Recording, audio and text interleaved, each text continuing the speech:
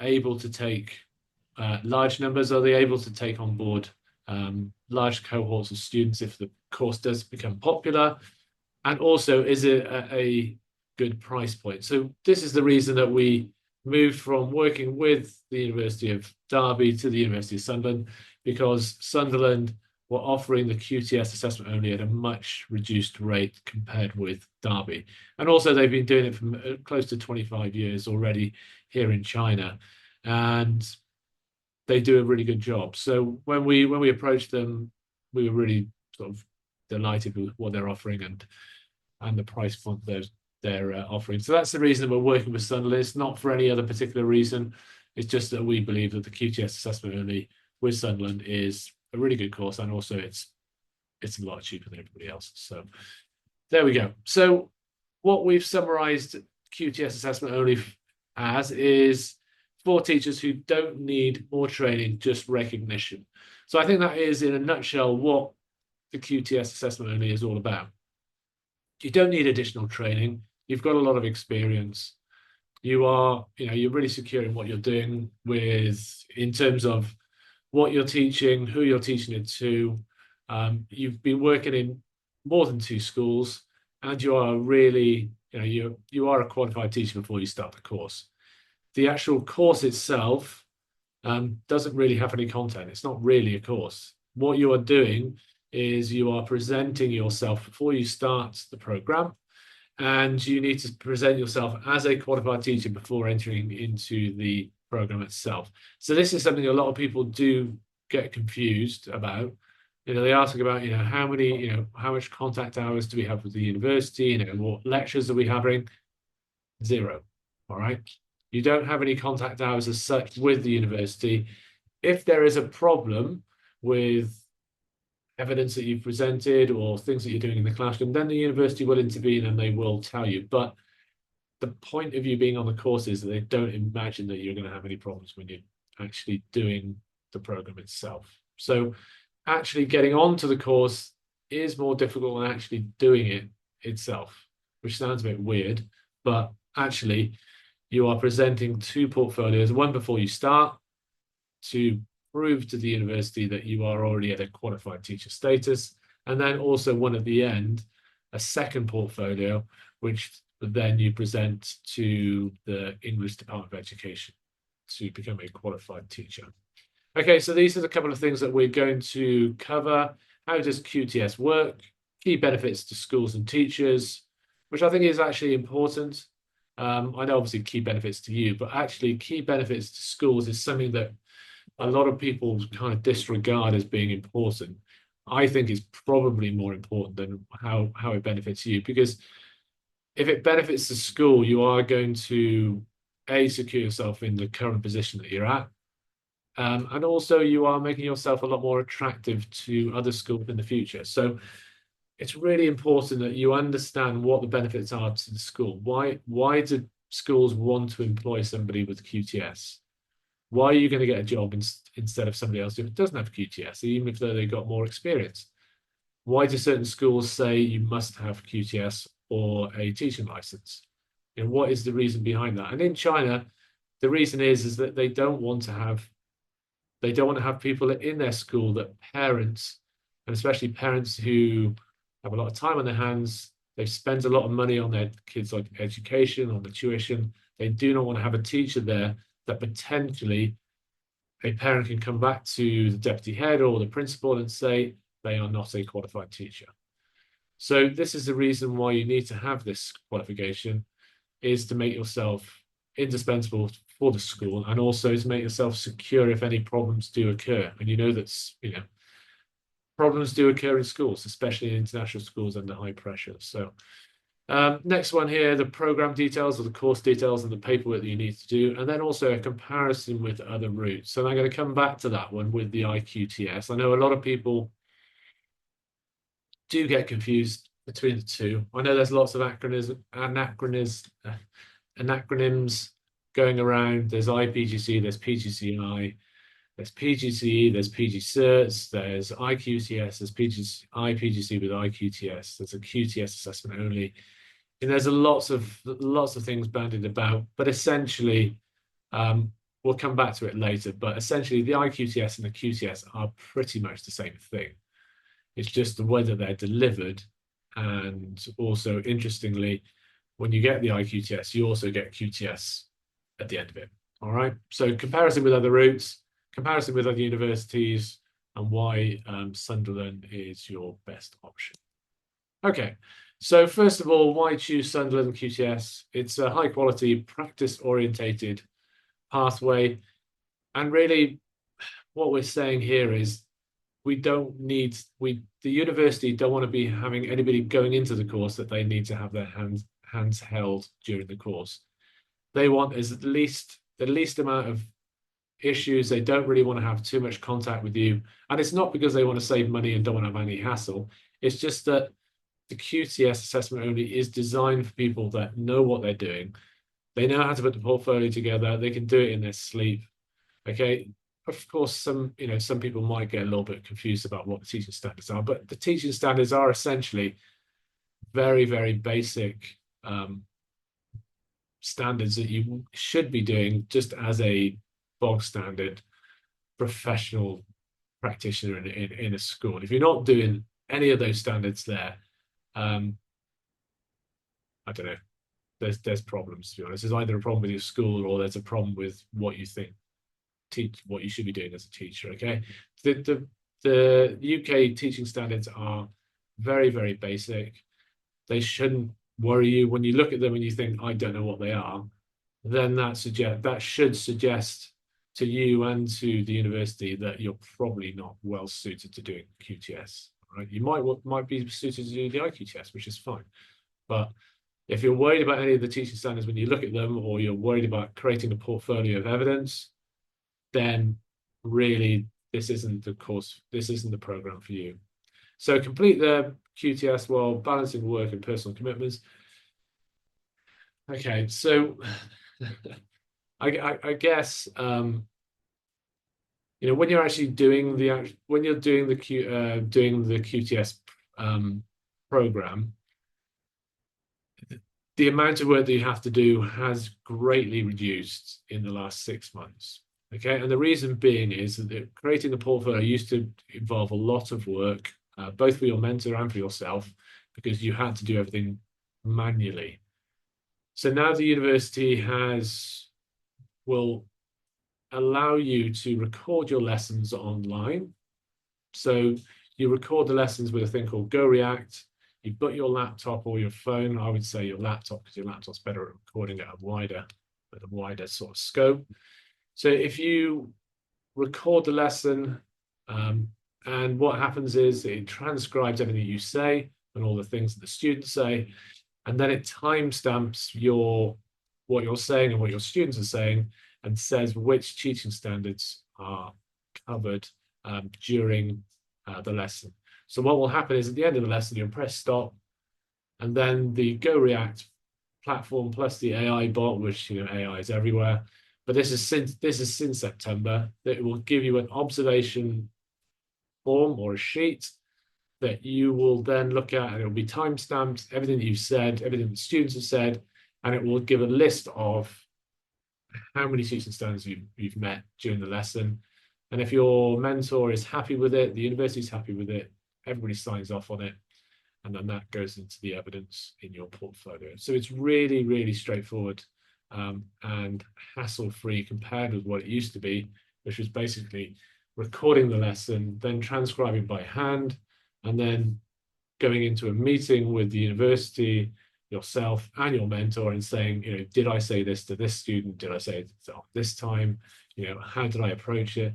And it used to go backwards and forwards and take hours and hours and hours. Now it's all done for you. So what I'm saying here is that the QTS assessment only in the last 6 months has become extremely straightforward compared with what it was in the past. So this is something else that you need to highlight with your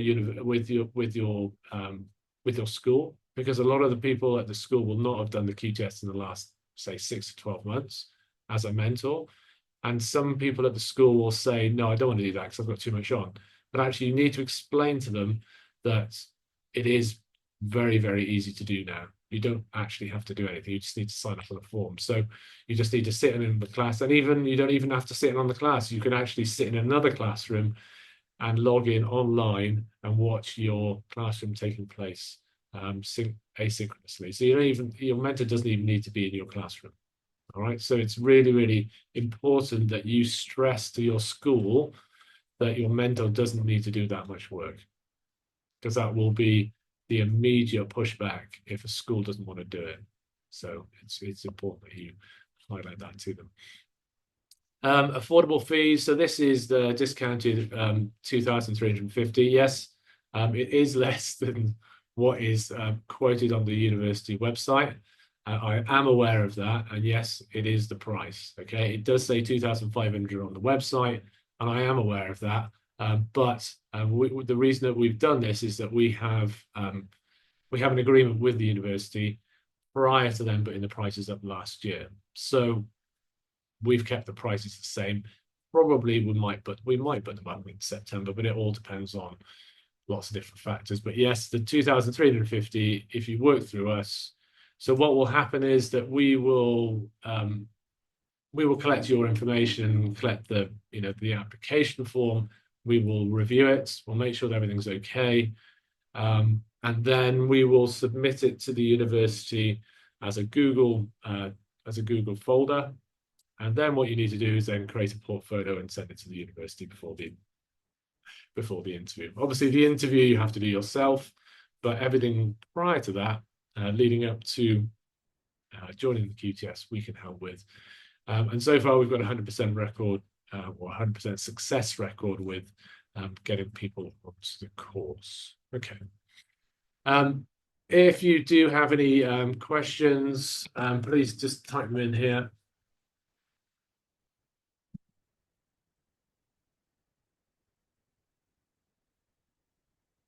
Okay, so just type it into the meeting chat. Don't be shy. Ask any questions you want. Obviously, as long as they're related to the QTS or the IQGS, I don't mind. If there's anything specifically about the IPGC and stuff like that, well, I can still answer. It's fine, but I'd rather not, because we want to focus directly on this. All right.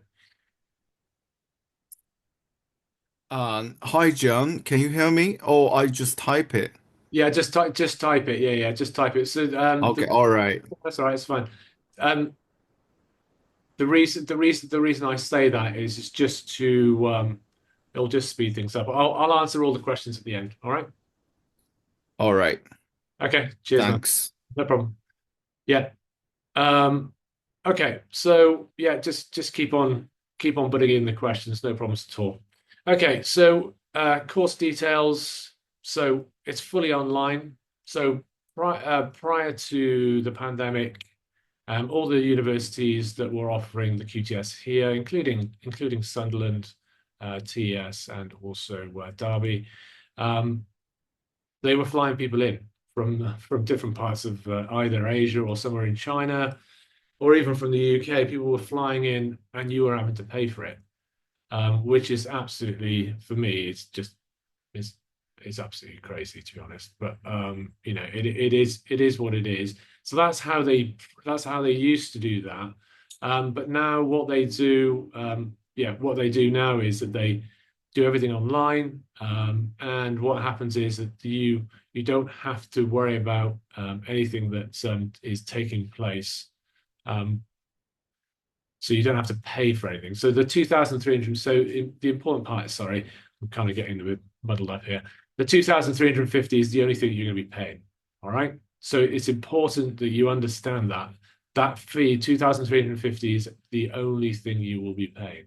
Okay. So if you look at other providers like TES or Derby or anyone else, or teachers, I think it's Teachers Abroad, I think it's another one that offers it. There's always an asterisk, and there's always a piece of text at the bottom of that says you may be liable for additional costs for travel and accommodation for the mentor, for basically the assessors to come. That is not the case. I 100% categorically guarantee that the only money you'll be spending is 2,350. All right. So that is really important, because as soon as you start having variable costs, if you start saying, for example, if somebody's in Chengdu and there's no assessor in Chengdu, then wherever the nearest assessor is on that particular day that you wanted, and it could be multiple days, they might need to fly in from Shanghai, they might need to fly in from Thailand, they might need to, and then they need to have accommodation, and then they need to have meals. So it ends up being extremely, problematic and also costly. All right. So the mentors that you have from the university they have been doing it for a very long time. Okay. I'm not going to say that they've been working in international schools and they're principals and all the rest of it. They're not necessarily. But they have been running this course for, I think the main people have been running for about 15 years. So the important part is they know how to get you through this program. They're not necessarily there to help you improve as a teacher.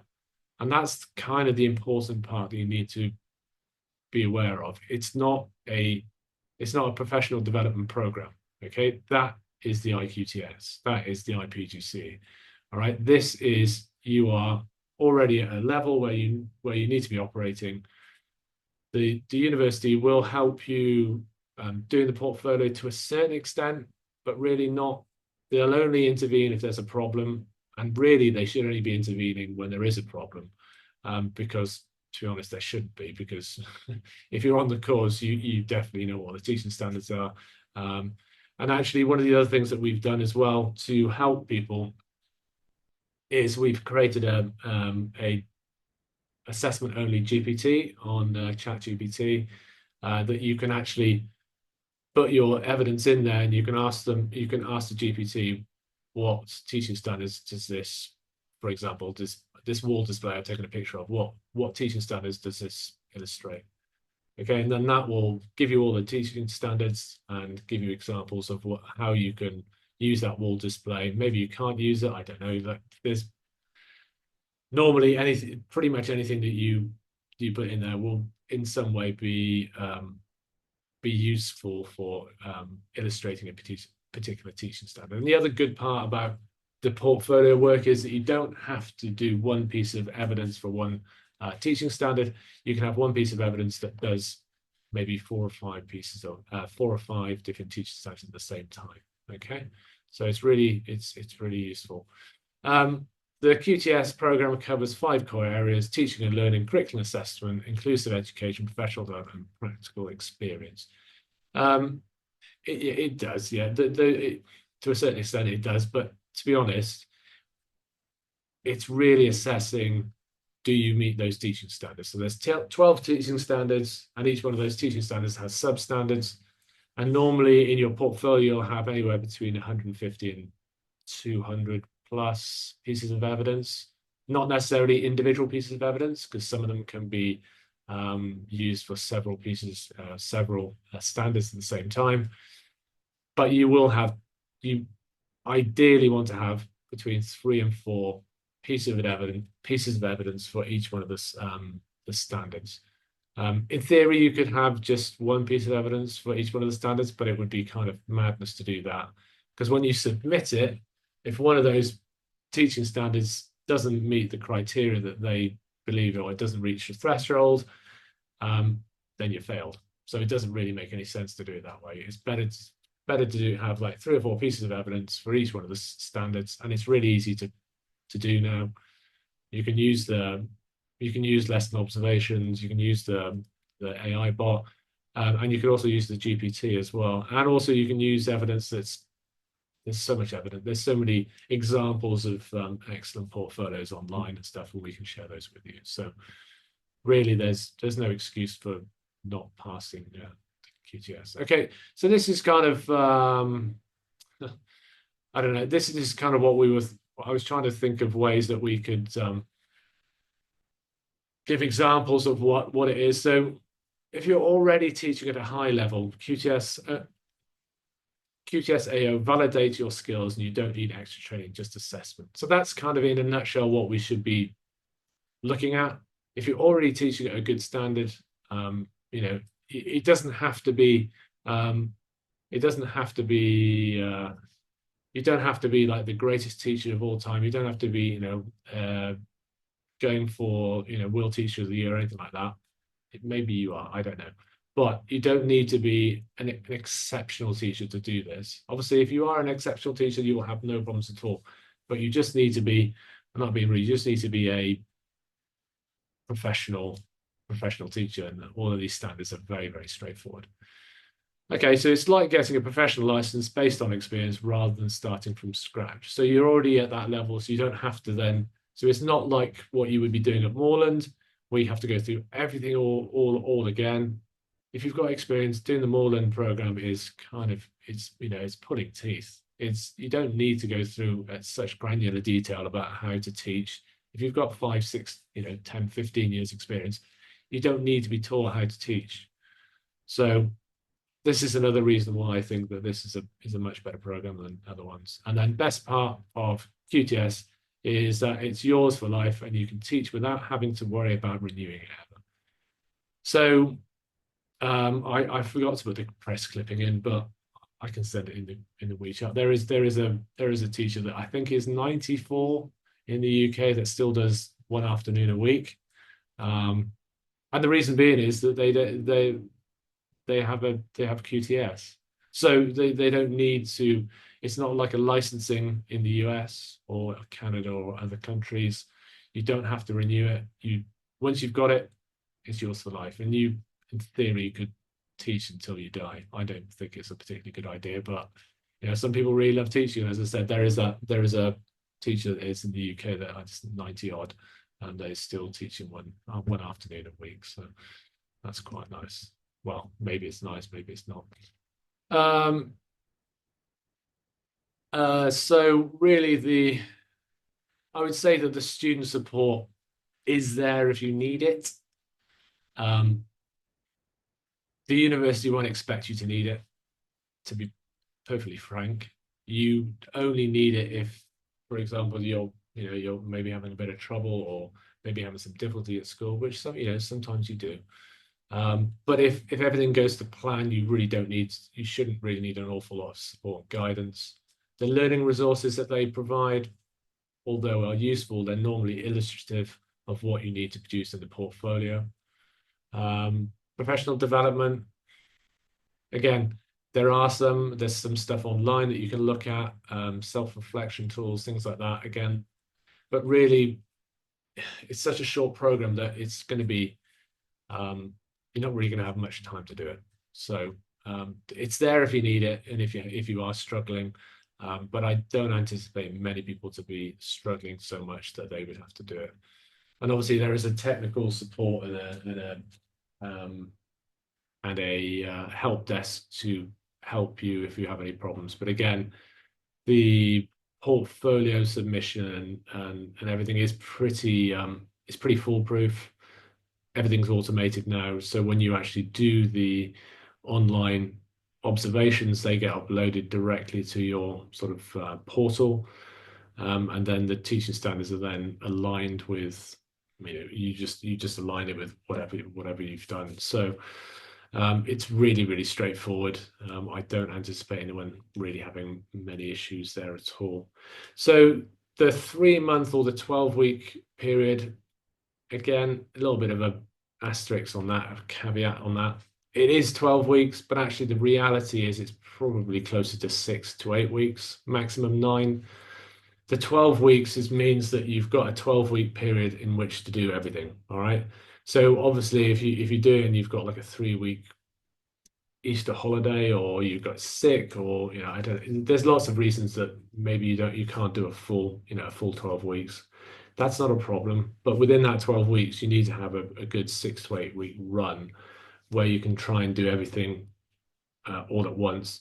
And then if you get to the end of that 6 to 8 week period and you still have to, meet some standards that you maybe potentially missed out on, then you've still got another 4 weeks to do it. And actually, even that 12 weeks, it's not really 12 weeks. You could actually extend it on further from that. It's just a guideline on how long it really should take. And to be honest, most people finish within 6 to 8 weeks. So do not be too worried if, for example, if you are starting in April, people will be like, well, I can't finish after 3 months after April because, all my kids have gone, especially if you're teaching upper secondary. The reality is you won't be finishing then. You'll be finishing mid-May probably. All right. So this is the other thing that's important. You do have an agreed start date with the university. They will look at your timetable, they'll look at their own timetable, and then give you set dates when they have to meet you on those days at certain times and have certain observation times at particular days. If for any reason they change, they're relatively flexible, but bearing in mind all of these assessors are back in the UK, so it's either -8 or -7 hours according to the time of the year. If you're in China, or more if you're in sort of Vietnam and other places. So just bear that in mind when you're actually planning to do the course. Okay, so this is something that I do get asked an awful lot. Okay, what is the difference between the QTS assessment only and the IQTS? So a lot of people kind of interchange that. People think that because you're doing the QTS outside of the UK, it's the IQTS, but actually it's not. The QTS assessment only is exactly the same as the one that you would be doing in the UK, whereas the IQTS is not available in the UK. So there's nothing comparable in the UK at all. Okay, so the main thing that I would say is the difference is one obviously is 12 weeks, which is the QTS assessment only, and the other one is 36 weeks. The big bonus of doing the IQTS as opposed to the QTS is if you've only got one school's experience, right? So if you've only got one school's experience, you don't have if you don't have a second school's experience, and I know a lot of people would have got into really good schools in the last couple of years, especially during COVID. They don't want to leave. They're on really good pay. They're happy where they are, which is great. But I understand that a lot of people will not want to leave their current position just to get another job in a potentially worse school just to get the QTS. That doesn't make any sense. And I understand that. And this is the way that the IQTS can really benefit you. All right. So you can do the IQTS without having to move to another school. Okay, it's more expensive. It's £4,750. But if you are in a really good school on good pay with a good package and you don't want to leave, then potentially that is not a bad option. And a lot of people are choosing that option just to give themselves a bit more credibility within their school, and also giving them a few more options when they leave. So there are some really positive things to be said about the IQTS. That is not offered through Sunderland. It is offered through Sunderland, but I wouldn't do it through Sunderland because it's almost £9,000. I would do it through the University of West of England, Bristol. That's £4,750. And there are 2 entry dates every year, so September and January. And the people that have done it this year, which is the first year it's sort of happening, or when it was launched, it's got a lot of really good feedback. And that really is for teachers that maybe don't have as much experience. They want to improve themselves in the classroom. Maybe they've found themselves in a really good school, but previously maybe worked in a local kindergarten. Maybe don't have a lot of experience in sort of high level or high achieving schools, and maybe just want to improve themselves over 36 weeks rather than trying to force it over 12 weeks. So there's some people that would like to do that as well. All right. So yeah, so the IQTS and the QTS, they are recognized worldwide, but I would say that there are some instances where the IQTS on its own is more valuable than the QTS. And I will come back to that later. But basically, the reason being is that there's some countries that will, on its own, the QTS will not be recognized. So, for example, Malaysia and Thailand, the QTS isn't a QTS on its own. Okay, so if you don't have a PGC, if you don't have an MA, you don't have an IPGCE alongside it, the QTS on its own is not recognized as a teaching qualification. The reason for that is that on its own, it doesn't have enough contact hours, it doesn't have enough teaching hours. So it needs to have a minimum of 120 hours. So that's where the IQTS comes into its own, because it does have that number of hours, and it is classed as a legitimate teaching qualification, but that's just on its own. That's not with another qualification alongside it. All right, so that's the distinction you need to make. And the IQTS also, interestingly, also leads to QTS at the end. Okay, and there's politics and history behind that. But essentially, if you get the IQTS and you do the IQTS, you also get a QTS, and you also get the teacher registration number at the end of it. So you get two for the price of one, essentially. All right. So there are some instances where the IQTS is, as I said, as a discrete subject, is more valuable than the QTS. And you get more, you get two anyway. So of course it is slightly more useful. How do we compare? So I think this was at Christmas. Sorry, I've actually put in the wrong pricing there. That's rather embarrassing. Anyway, it is 2350. I don't know why, but 3350. That's very strange. It's a typo and I didn't see it. Apologies for that. Yeah, so the QTS at Sunderland is 2350. At Derby is 4500, and at the Test Institute is 4250. All right, so there is a big difference. And also remember, with the QTS at Derby and the QTS at Test, there is potential for additional fees on top of that for travel and what have you. So those raw fees might well be, quite a lot more expensive, depending on where you are in the world and who's available. So yeah, I think we've kind of covered that. So what does the QTS look like? So during the actual process of getting QTS, you're meeting with your pathway tutor throughout. Yes and no. Okay, again, you won't be meeting with your pathway tutor that much if you're going fine. All right. If you're meeting with your pathway tutor a lot, like every week, then there might be some issues. So if everything goes to plan, you'll be meeting with your mentor in school every week, and be meeting with your pathway tutor every 2 to 3 weeks. Okay, so, and actually your meeting will be looking at what you've done in the previous observations in your classroom, and actually reflecting on that. But again, they'll only be reflecting on it, saying, yeah, that's fine, you've done really well there, maybe think about doing something else. But it's not a professional development program. That's the IQTS you should be doing. So they will be giving you some pointers. If you're really miles off, then yes, of course they will, they will highlight that. But you shouldn't be miles off, because they're pretty confident that you can do that before you start the course. All right. Collecting the evidence is led by you and supported by your mentor. So again, QTS is all about you. It's teacher led. It's teacher driven. If you're not collecting the evidence and not putting it together in a portfolio, no one else is going to do it for you. Okay. The IQTS is a longer course. It's 36 weeks rather than 12 weeks. So you have more time for somebody to give you a bit of support and give you a bit of help. But the QTS is not designed for people to be sort of spoon-fed information. You should be already there. You should be doing it. You should be doing it yourself. The mentor can give you some support, but again, your mentor is probably someone who's extremely busy during the week. So I really wouldn't put too much burden on them to do anything. And then finally, the teacher standards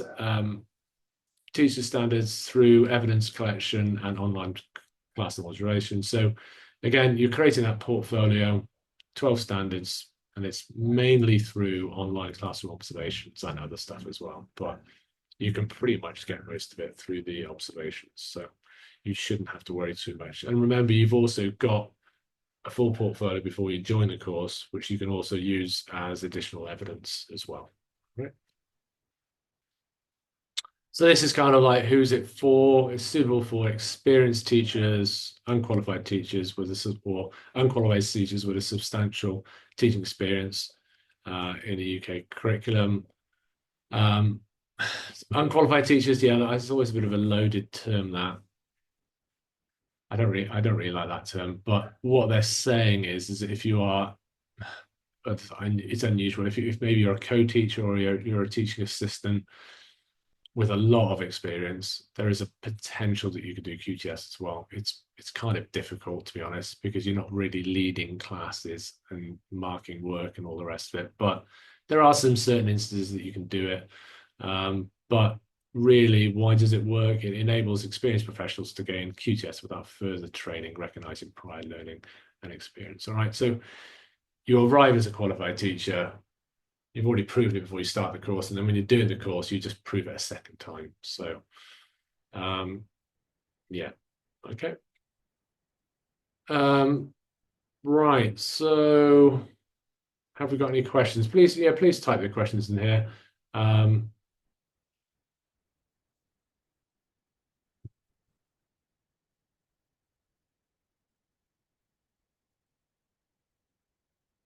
Right. I'm just gonna, yeah, just you can keep on typing the questions in there. That's not a problem at all. Right. Okay. So I'll start with individual questions. Just keep on typing them in. I'll just go through them one by one. So essentially, we won't need well, it's not a mentor. It's actually a pathway tutor. But I know what you mean, Carlo. Coming from the UK to China. No, you won't. No. Okay. We're not asking you to pay for people to come on a jolly to China, on your expense. So no, you don't need to do that. So the 2,350, as it stands at the moment, is the only cost that you will incur. What if I finish the observation and I do the GCSE equivalent later? Is that possible? I don't really understand. Warren, can you explain that question? You can turn your microphone on if you want.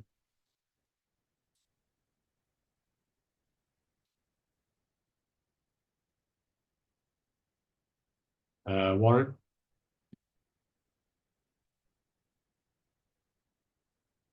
Yes, sir. Yes, sir. Yeah. So what do you mean by that question? I'm a bit confused. Go for it. The question the question is that the GCSE equivalence for English. Yeah.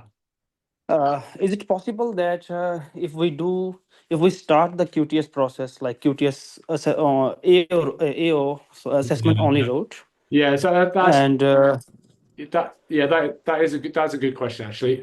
No is the answer. Basically, you need everything in place before you start. Okay, so it's a good question because I haven't actually covered that. But okay, so the GCSE equivalents are a bit of a thorny thing. Thorny thing. Sorry, it's a bit of a thorny thing. A bit of a problem for quite a few people. And actually, in the whole application process, the GCSE equivalence is probably the number one issue, right? And the reason is that if that is a big problem actually because I am highly qualified, like PhD in physics and yeah, teaching like 9 or 10 years for many international schools. I So know. Look, I know. Look, I know. Look, I know it's ridiculous. Everybody at the university knows it's ridiculous. Everybody knows it's ridiculous, but they're not changing that rule, unfortunately. So if you haven't qualified from basically a Western English speaking country, or maybe there are some countries in Africa as well, obviously South Africa, also places like Jamaica and a few other places like that. Okay, if you haven't qualified from any of those countries, the English GCSE, you're going to have to do it, right? Mhm. I haven't come across anybody that's from any of those other countries that have done even if you've done even if you've done an English literature um, degree, No, master, PhD. but I did TESOL from Canada, 120-hour certification, teaching license for like from Canada. Is it acceptable or not? Teaching license, maybe, but you'd have to submit it. But TESOL, TEFL, all of these things, it's because they specifically want you to do a GCSE English language.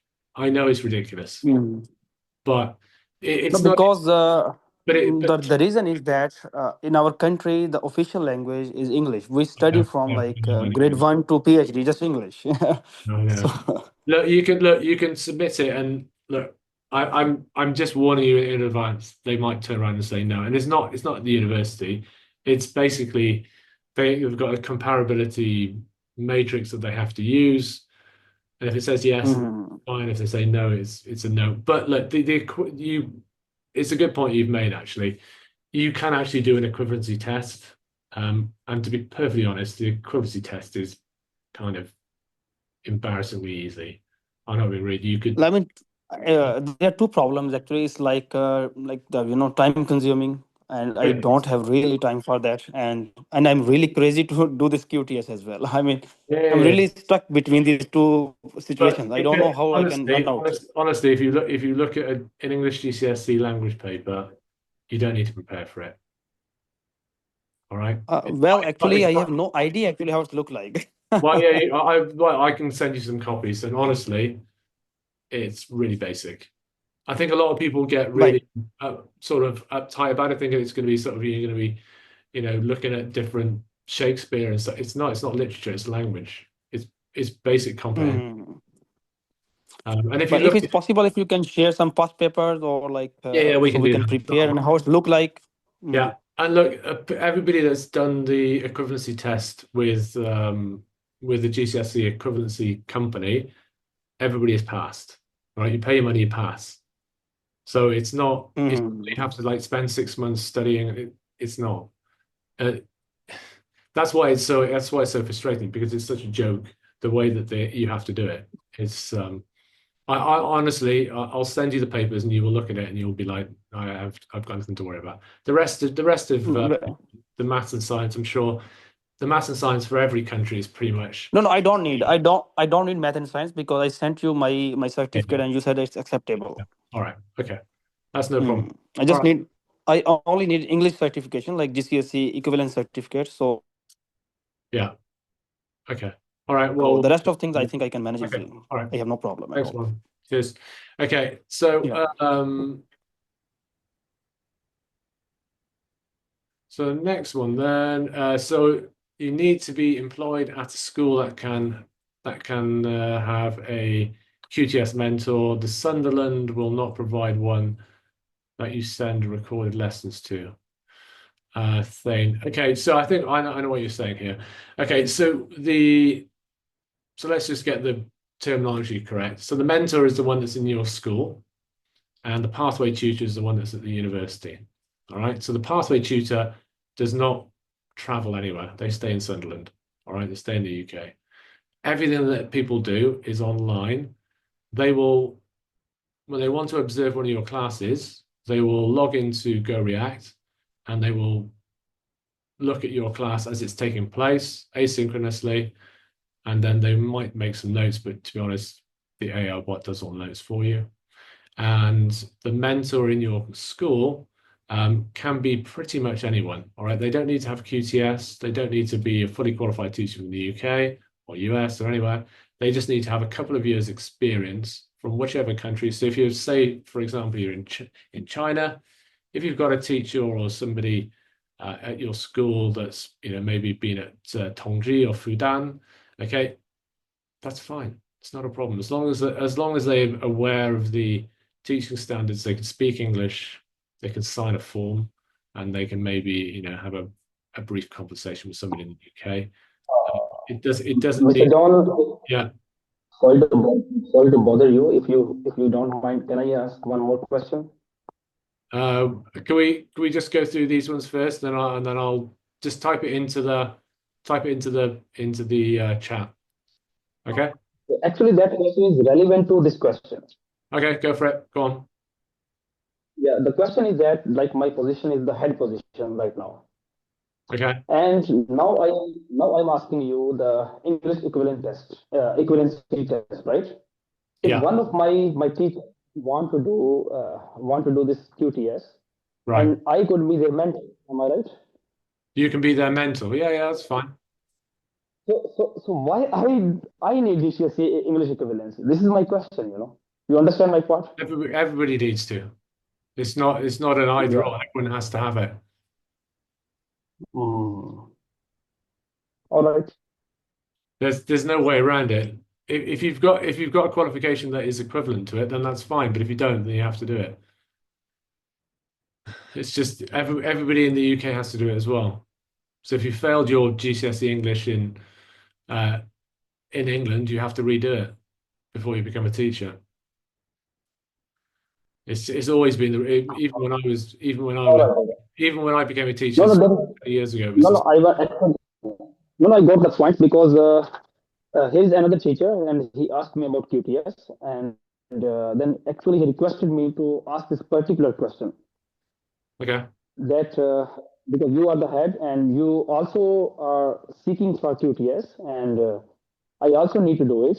So can you be my mentor as you don't have QTS and you don't have GCSE equivalence? So I think your question is like your answer is very much. To be your mentor, we're not asking you to have QTS. I just said that. You just need to have Yeah, it. yeah, yeah. I got it. I got it. Yeah, I got it. I got it. Yeah, that's okay. All right. Very good. Right. So can I choose the subject, economics or business? And does the UK degree that could be used as a waiver for GCSE English exam? Yeah, okay. And then third one, do I need to get a stamp for the previous school to identify that I worked at these schools? Okay, a couple of questions there. Good ones, actually. Thank you, Mr. Admin or Mrs. Admin. Yeah, so when you're actually choosing, it's a good question, actually. I didn't really follow that up. If you look at the PDF or the file that I sent prior to talking, it gives a list of all of the subjects that you can do at secondary level. All right. So those it's not an exhaustive list, but it's pretty much most of the, within an international setting. I don't think there's going to be many additional subjects you're going to be teaching apart from those. So the important part is, yeah, you choose your subject. Choose one subject. You can't choose two. So you choose economics or business is a good example. For example, when I was doing my teaching practice, I did a PGC with geography and PE. Okay, but when I did my QTS, I was asked, "Do you want to do geography or do you want to do PE?" So I chose geography just because I thought it was the easiest or the most useful subject. Okay, so that's something you need to think about. To be honest, it doesn't really matter that much, but obviously, if you're choosing between physics and maths, it might make a difference. If you're choosing between, say, English or history, that might make a difference. Just think about what you want to do, what you're most happy doing. Just because you choose a certain subject doesn't mean you can't teach it in the future, and especially in an international school, people are always teaching subjects that they're not qualified or not qualified to teach. Okay, so don't stress too much about that, but yeah, you do need to choose one's individual subject. A UK degree can be used as a waiver for GCSE English, potentially, depending on what subject it is and the contents of that particular exam of that particular course. It might be hard to actually justify that, but you can try. But again, I wouldn't get. The more you dive into it, the more time you take. To be honest, you spend 70 quid and just do the test. By the time the amount of time and effort you're going to put into actually proving that, and the back and forth with the university, I personally just wouldn't bother. I would just get the exam done. It's really easy. We can give some examples, all right, of how easy it is. Do we need to get a stamp? Yeah, you need a stamp. Not necessarily a stamp. You can just I know in China and lots of places now you need a chop, but actually you don't need a chop. You just need a signature. So it can be from anybody at the school, but it needs to be somebody at a senior level. So probably deputy head and above. You can't really be having heads of department and subject teachers signing a letter. That is not acceptable. So you do need that. There are we give examples of what the letter needs to contain, and it's not a reference letter. Okay, it is a letter saying that you're working you're meeting all the teaching standards at the school. All right. So it is very different to a reference letter saying, you worked here X, Y, and Z, and you were really great. That's not going to work. You need to have you need to have a new letter. And I know that might be problematic for some people, but I'm afraid that's just the way it is. Okay. Is the application to join the course only available in January, September? No, it's not. It's available also it's actually available in February. So we negotiated a February start date because obviously Chinese New Year was a bit early this year. So actually there's people starting right now. People started at the beginning of February, late February. There's people starting in March. And actually, because of the new system that is happening, because teachers don't need to be the pathway tutors don't need to be in particular time zones or in any particular place anymore. There's pretty much a rolling start dates. So when you want to start is pretty much when you can start. Obviously, there are some restrictions. You can't start in the middle of the summer holiday because obviously you've got no kids to teach, but and Christmas maybe and Chinese New Year, but it's pretty flexible now because everything's automated, which is good. Yeah, Carlo, good question. Some state that you have to pay £500 in advance.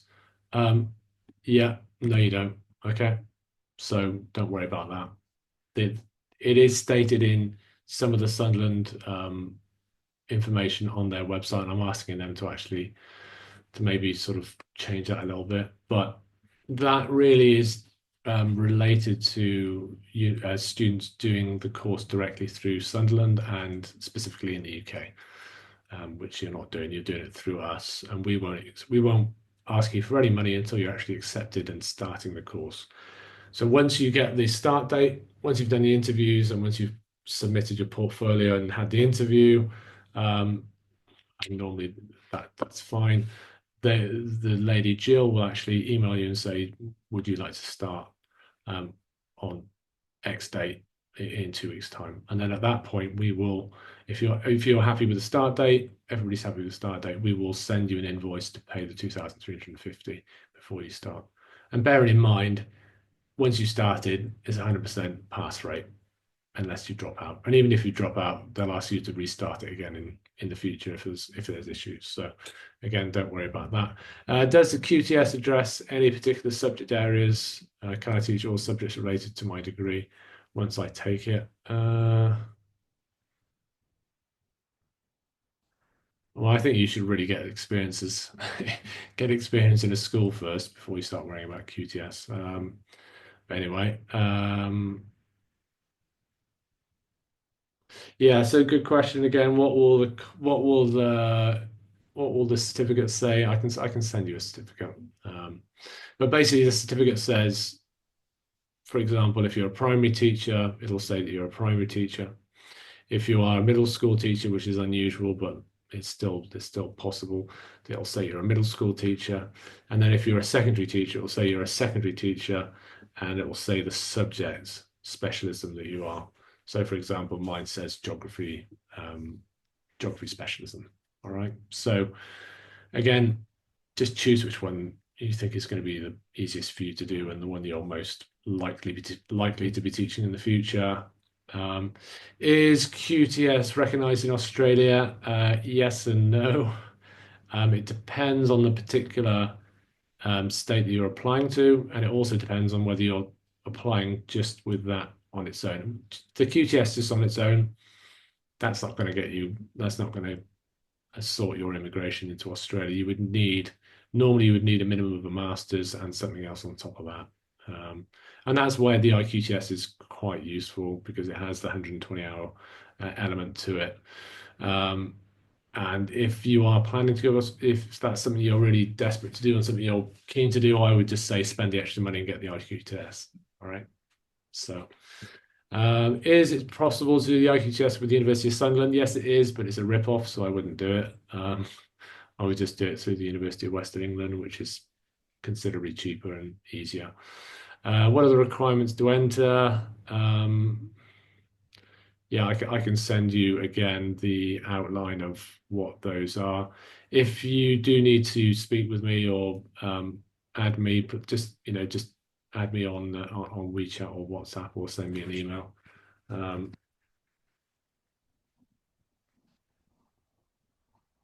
If you need any specific questions, please just send me an email.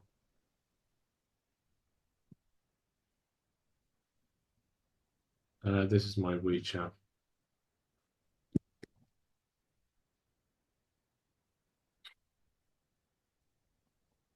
I should really change my WeChat, but I've been told if I change it, it's a big problem.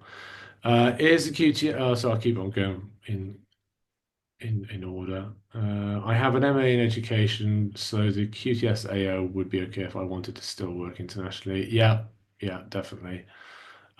For the South Africa National Senior Certificate, yeah. So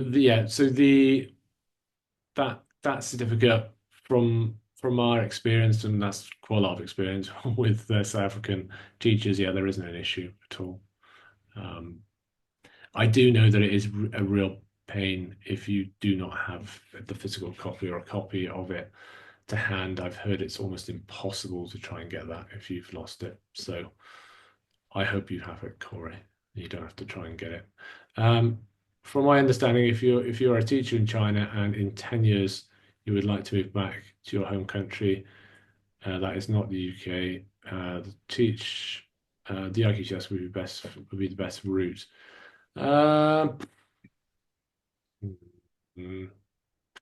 Yeah, it really depends. The QTS is accepted pretty much everywhere, even in the US and other places, but you will need to have something alongside that. You can't just have the QTS on its own. And to be honest, even the IQTS on its own is you really need something alongside it. If you go into it, certainly if you go into a Western country to emigrate or something like that, they would normally need a higher threshold of something apart from the IQTS and QTS. But to be honest, the IQTS is useful in certain circumstances. If you are thinking of emigrating to one of those countries, Canada, the US, Australia, New Zealand, spend the extra money and get it. If you're planning to go and live there, it's going to be extremely expensive anyway. So I would just spend the extra money and get the QTS, because you obviously get the QTS and the IQTS together. All right. I have it. Yeah. Okay. Is the IPGCE from Derby acceptable? Acceptable for applying for the QTS? Yeah. So again, this is something that many people do have difficulty with or being misinformed. You do not need to have the IPGCE or PGC to get QTS. You can do the QTS before you do anything else. You can do that directly from university if you wanted to, as long as you've got 2 years experience. And actually, that is an increasingly popular route for people in the UK. Straight to teaching programs are very, very popular, mainly because people don't want to get further into debt. So, it's like £9,500 now to do the PGCE in the UK. So people are weighing up, do they want to get into further debt, or do they just want to get into teaching and start earning money? So a lot of people are skipping the PGCE these days. So it's another thing. Is the meeting with the university tutor physical or online? No, everything's online. Any other costs expected to pay? No other costs. Yeah, thanks, Subir. That's fine. I would like to know if additional training refers to PGC or PGCI. I've just enrolled on the UE PGCI. Yeah, okay. Does this mean that I need to wait until I complete this step? Also, if I miss the opportunity, when will the next QTS take place? Okay, shouting. Yeah, so as I said already, you can do the QTS whenever you want, as long as you've got the 2 years experience across 2 schools, and they're in line with one another. There is no reason why you can't do that. So I wouldn't necessarily recommend it. It might be quite a lot of extra work, but if you're happy to do it and you're willing to take the extra, you're willing to do the extra work, then there's no reason why you can't do it. And bearing in mind, a lot of PGCE courses in the UK do have QTS along within them. So it is doable, but it will be a lot of work. So just bear that in mind. And please, yeah, Charlene, if you can add me on WeChat, that'd be great. What are the starting dates for QTS? So as I said, official starting dates, February, January, April, well, March, April, and then September, October. Okay, so those are kind of like the official sort of start dates. But actually, as I've already said, they're pretty flexible on start dates, and they will accommodate you accordingly. All right. I teach English literature and language, so I would have chosen ESOL because I'm most comfortable with this. But if I return to UK, I would teach English in secondary school. Yeah, yeah, good question actually, Carlo. To be honest, I don't think it really matters. My recommendation would be just to do English, and then you can do additional courses and get additional training alongside that. But try and get a QTS in English, and then everything goes from there. Really, I think that's the most useful subject to be qualified in. When I checked the university, the website said the fee was 2,350. Yeah, no, it is 2,350. Yeah.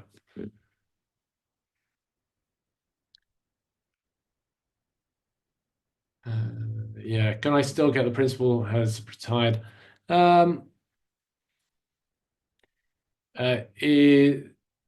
that's for your second place. Samantha, is that for your second school? You can put your mic on if you want. Samantha?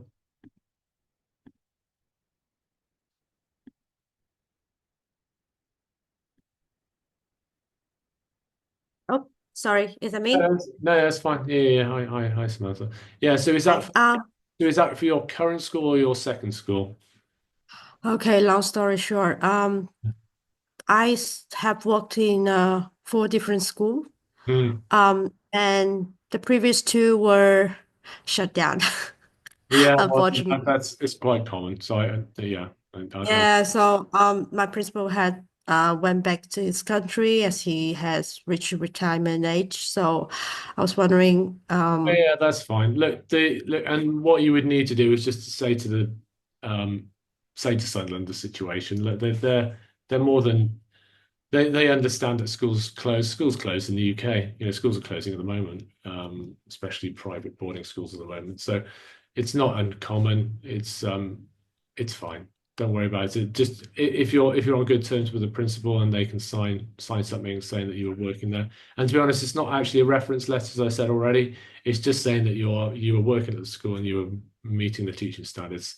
There's no sort of legal sort of anything on the principal's side. It's just a very, very basic letter. So the principal would be happy to do, I'm sure.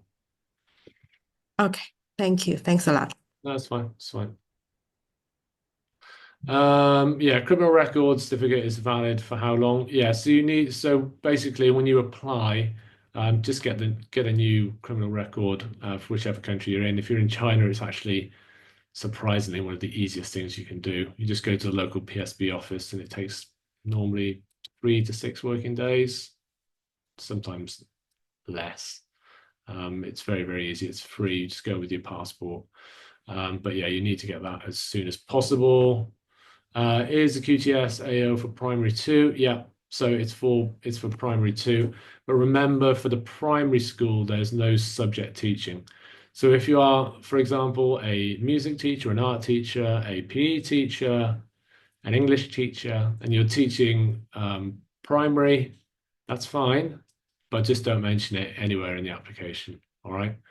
You just say that you are a secondary teacher, and if you are only teaching primary in those subjects, you need to say that you are you need to be saying that you are teaching the whole range of the subjects. So basically, you're a homeroom teacher. All right. So if you are if you're not meeting those criteria, if you're not teaching all across all of the school, or you're only teaching a discrete subject in primary, then well, you can have a word with me, but you might need to sort of adapt what you're doing at your school to make it fit, which again is fine. It's not as there is nobody that is going to be coming into your school. There's nobody digging around what you're doing. The university only knows what you're telling them. So if you're able to create a scenario where you can become a homeroom teacher for a short period of time, and the school's happy with that, then you can definitely do the QTS. All right. Is it all of Asia, Japan included? Thanks, Brandon. Yeah, it's anywhere in the world. We just had a group of teachers in Pakistan doing it. A group of 5 teachers in Pakistan doing it in an international school there. We're having a group of teachers next month starting in an English school in the English high school in Baghdad. We've had people in Nigeria, we've had people in Ethiopia, we've had people all over.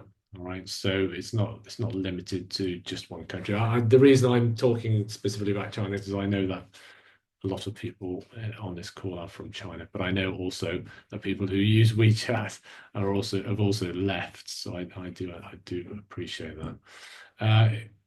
Experience from 2 schools, is it supposed to be the same age range or any count? Good question, Sibu. You do need to be teaching the same age phase, so you can't go from primary to secondary or secondary to primary. You have to stay in the same age phase. You also can't go from one subject to another. So if you're in secondary, you can't go, for example, from teaching, say, physics, and then in your next school teaching maths, right? You have to be teaching the same subject across 2 schools. But again, those are things that you can work out. If you're not teaching, for example, for my example, then if I was a humanities teacher, so I primarily taught geography, but I also taught business studies and economics as well.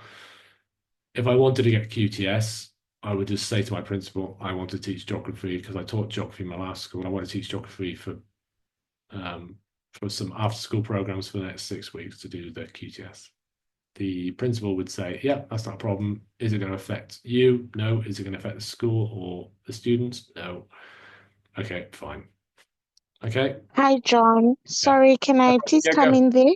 Yeah, go for it. Thank you so much for addressing that. Yeah. I've taught in kindergarten, I've taught in high school, Okay. and now I'm teaching in kindergarten, but I want to go back to high school. Hence, I was asking for Yeah. clarity. But so maybe I think I should just take that approach with my principal and see if it can be a workable So is it- solution, because that's where I is it want to okay- end up. Yeah, no, is it a K-12 school? Yes, it is. Okay, yeah. Well, you don't have to be teaching grade 12s, do you? Like, you can just be teaching, yes, you can be teaching grade 6s. So it's not, you don't necessarily have to be teaching the very, the upper high school. So that, yeah, I would have thought that the principal would be happy. At the end of the day, the principal will be delighted that they've got a qualified teacher on their books, right? And sorry, just a last Yeah. one. I think I missed you. My apologies, I joined in very late. That's fine. I didn't get you. I also asked clarity on the fee section. Yeah. Please, if you be so kind and just let me know, because yesterday when I was researching, I found a different figure. So I just wanted to I find think that out. it's fine. I think there's a typo on the slide. So yeah, when I was going through the slides just earlier, I highlighted that. It's 2350. Okay, and I don't have to cover expenses for the university tutor to come and assess me, right? Nope. There's no jollies for them, I'm afraid. No, it's all done online. So that's the fee that you pay. Great. Thank you, John. I'll Oh, chat that's to you fine. on WeChat. Yeah, that's Thank fine. you. Cheers, Sibu. Bye. Zach, can I apply for QTS or IQTS? I have no experience in an international school. Okay, yeah, good question. So Zach is asking about, yeah, it really depends on what kind of experience you have. I would probably guess, if you haven't been working in a full international school, the IQTS would be a good option for you. But you would probably need to be working at least in a bilingual or a bilingual branded school that's teaching an international curriculum in order to do that. So what you could do is you can apply for the IQTS and say, I'm looking to apply for a new position in September. And one of the reasons I'm doing that is I really want to do the IQTS. And they will give you a conditional offer of finding that placement. All right. So yeah, that's the QTS, I think, would be quite problematic. Because you'd have to be justifying your experience. And if it's not in an international school and you haven't got 2 schools in an international school, it becomes quite an issue. All right. Thanks for that. Good question. I've been teaching in China for 5 years now, and I have my IPGCE. Should the IQTS be my next step or the IP? Well, loaded question there, Tim. Really depends on what you want to do. If you're looking to, I don't like calling them top tier schools, but you know, the schools that pay you the most money. All right, I'll put it as bluntly as that. All right, the Wellingtons, the Dulwiches, all those schools, the ISBs and UWC in Singapore. I know Alice Smith in Malaysia. All of these schools, Harrow, Patana, all of these schools, they in Bangkok, they pay the most money. The schools that pay the most money will not employ somebody with just an IPGCE, full stop. So if you're wanting to get into those schools, you need to have the IQTS on top of that. All right, so that's just being perfectly blunt about it, because they can be very, very picky and selective. And if you haven't got QTS or IQTS, you're not going to be on the maybe pile, I'm afraid. My previous teaching experience was AP. Does this count? Yep, not a problem. As long as it's not subjects like social studies. Social studies sometimes becomes an issue. AP American history maybe is an issue, but everything else is fine. So if you've been teaching AP and any other subjects, but even those subjects, you can still map the information and probably get onto the course. Again, it doesn't have to be UK curriculum. It can be any international curriculum. And most of them are accepted. But obviously, if it's something specific to maybe the teaching group, I know that sort of Maple Leaf have their own curriculum, for example, as a group of schools. You might need to inform or need to educate Sunderland as to what the curriculum does and what have you. But the only thing I would say is if you're teaching Montessori, that's not going to work. Full stop. So if there's anything, if any of you are doing Montessori, that's not going to. That's the only thing that will not fly. As soon as the universities do Montessori, they run a mile. So that's the only thing. So 1 observation class per week during the 12-week period. Yeah, that's pretty much it, Mr. Samsung or Mrs. Samsung. But again, you probably won't get to 12 weeks, to be honest. Once you've done enough observations and the observations are good, plus your portfolio that you've already created, to be honest, 6 to 8 weeks is normally the normal run. And remember that you can do more than 1 observation per week, because everything's done on your laptop. You could do as many observations as you wanted to. You don't actually have to have somebody there observing you. Your laptop is doing it for you. So again, it's up to you. You can do as many observations as you want. You could do one every lesson if you want to do. Well, I wouldn't necessarily recommend it, but in theory you could. Do I need to translate my police background check? Yeah, we can provide you with a translation company on WeChat that does that for you. It's very easy. Can I apply if I'm a homeroom teacher for kids aged 5 and 6? Yes, you can, but just mention that they're 6 rather than they're 5. Okay. Yeah, just say that they're 6, and it will be fine. I'm Australian, but I was not a teacher until I came to China. If I return, I want to continue teaching. So I wonder if the IQTS is probably your best bet for Australia. I do need to do a bit more investigation on that actually, because the IQTS is actually a new program this year. So I would need to do a bit more. Quite a few people have asked me about it, so I need to do some research, and I'll put some information out there. Samsung, can bilingual schools be counted as international? Yes, as long as you're teaching an international curriculum. So likes of GCSE, IGCSE, A levels, AP, things like that. That's not a problem at all. IB is no problem at all. No, IB is not a problem at all. IB is fantastic. And actually the the IB, whether people like it or not, was actually created in the UK. So yeah, it's not a big issue. So for the primary route, does biology count as a science? Yeah, good question actually, Corey. Yeah, so science doesn't have to be the three sciences. You can just do one science. So if you are a primary teacher and you're particularly strong in one subject, or you've got one subject in science, biology, for example, physics or chemistry, yeah, that's not a problem. And remember, it's not just for middle school. You can also, if you have a high school leaving certificate, I know a lot of people don't get a qualification or a certificate at middle school. It's quite specific to certain countries. So if you don't have that, but you have a high school leaving certificate in any particular subject, math, science, or English, they also count as well. Okay.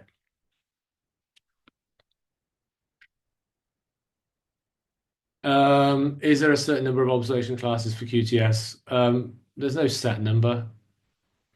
Basically, what I'm saying is that you do enough observations to create a portfolio. So that could be 6 observations, it could be 5 observations, it could be 3 observations in theory, but it needs to meet all of those teaching standards, and it has to meet each one of those teaching standards more than one time. So normally what the university will ask you to do is probably to do 6 to 8 weeks of observations. And at the end of it, they'll review it and see what teaching standards you've met in the observations, look at your portfolio you've done already, see where there are any gaps. If there are no gaps and everything's fine, then they'll say enough's enough, you don't need to do any more observations. If they think there are some certain gaps or there might be some potential issues, they'll say, well, let's do another 2 weeks, let's do another 2 observations, let's do another 4 observations. Again, it's just putting a laptop at the back of your classroom. It's not particularly onerous. It's really straightforward, and it does it all for you. So it's not like the previous observations and the previous way of doing things where it was really, really time consuming and quite a hassle, especially for the mentor. It's not like that anymore.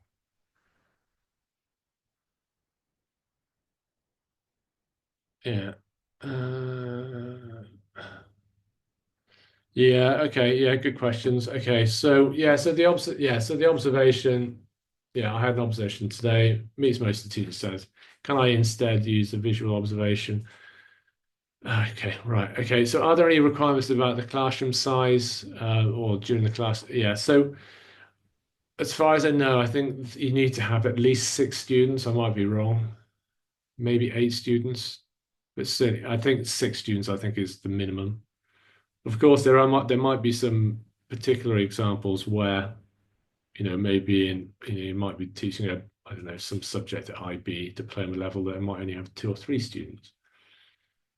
Of course, there are circumstances where you have less, but normally, yeah, if you've got a group of 5 or 6 students, that's normally the minimum, and that would be fine. All right, good question, Anton. The environment. I think you're probably talking in terms of as a PE teacher. Is that right, Anton?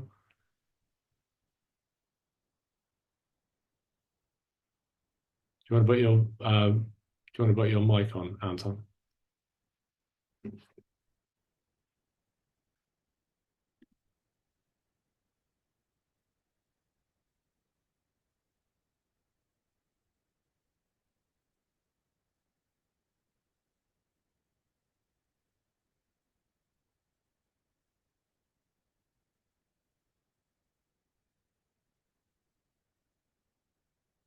Okay. Well, no, that's okay. Right. So I think what you're saying there is can it be in any environment? Yeah, it can be. You know, if you're teaching outside as a PE teacher, then obviously that's also fine. If you're teaching in a library, that's also fine. If you're teaching in a computer science room, again, it's not an issue really. They probably wouldn't want you to be teaching outside of a school environment. They wouldn't want you teaching on the street or anything. But I think most examples, most different contexts will be suitable.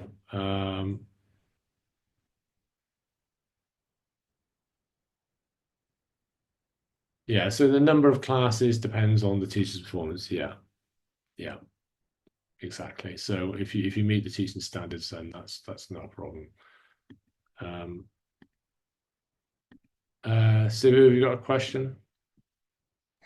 Hi, yes, John. Yeah, that's You fine. said something there about the schools that have their own curriculums, Yeah. and you mentioned my school. Can you just repeat that again?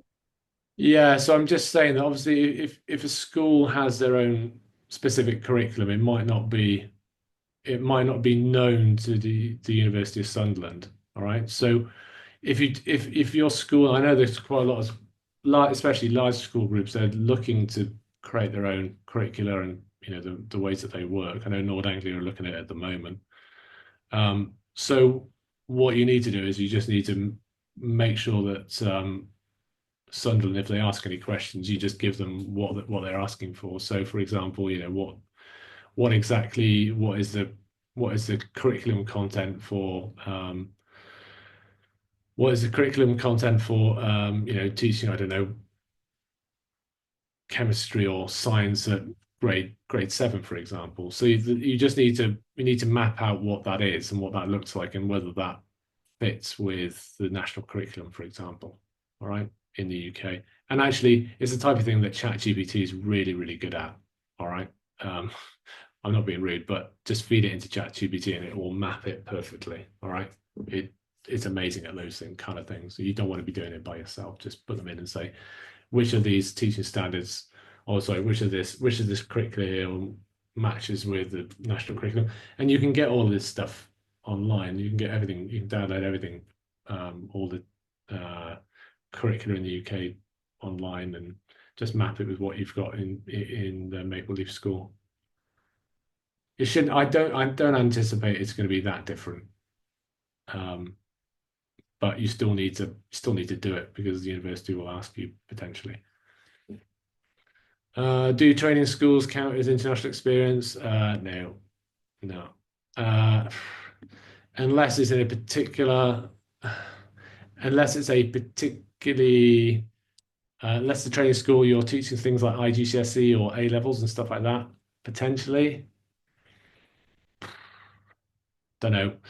If it's your second school, the school that you came from before, that could potentially work as some experience. But it would only be if you're teaching something really specific. For example, you're teaching IGCSE or something like that.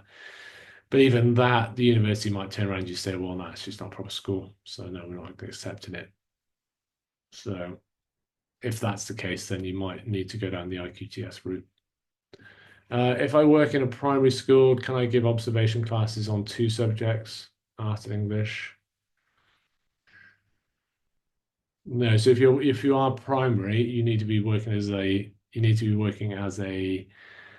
homeroom teacher. So you need to do all the subjects. So you're not teaching a discrete set of subjects. You need to be teaching maths, science, English, PE, everything. So if you are a subject specialist, you need to be teaching secondary.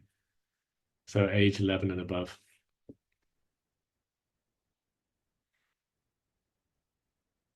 Any other questions?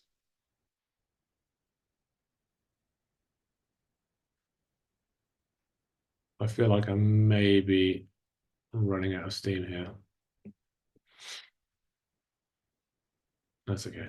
No problem. Again, if you have any questions, don't hesitate to get in touch. We will be putting this information out there. We've recorded it all, so don't hesitate to have a look at those. So these are just some of the comments that people, testimonials of people, what they've made. This one's here from SSIS Suzhou. This one's from Shanghai. So these are people that have done the IPGCE and the QTS together. So this is kind of like quite like this one actually. So instead of taking your driving lessons again, the QTS is you just taking the test and getting certified. So that's kind of I think it's quite a nice way of wording it. Yeah, so you don't need to have extra driving lessons, all right? Just do the driving test, get certified, and get on the road. All right, thank you very much. If there's any other questions, please just send them to me directly. So, yeah, you've got my WeChat, you've got everything there. I'll just, if anyone needs it, that's my WhatsApp.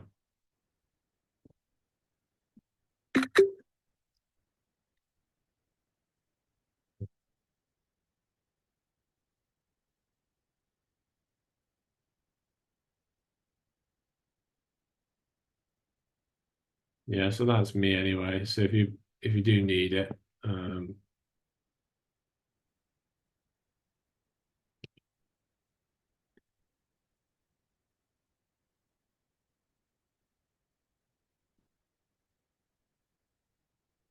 okay. If there's any other questions that people want to ask, if not.